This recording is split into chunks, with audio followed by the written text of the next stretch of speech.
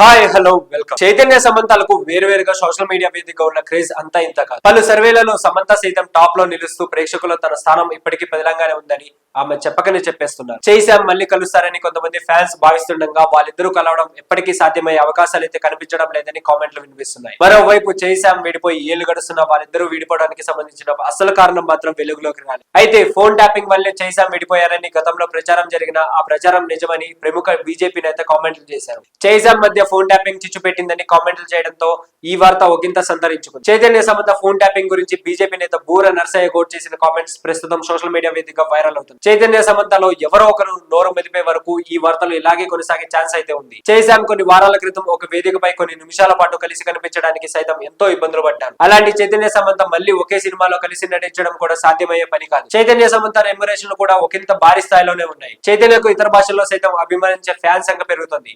టండేల్ సినిమాతో love story music repeat కావడంతో పాటు పాన్ ఇండియా స్థాయిలో చైతన్య మ్యూజిక్ చేయడం ఖాయమని ఫ్యాన్స్ ఫీల్ అవుతున్నారు. చైతన్య సాయి పల్లవి జోడి సూపర్ జోడి అని ఫ్యాన్స్ అభిప్రాయం వ్యక్తం చేస్తున్నారు. సో ఇలాంటి మరిన్ని ఇంట్రెస్టింగ్ అప్డేట్స్ కోసం please do like, share and subscribe to our channel.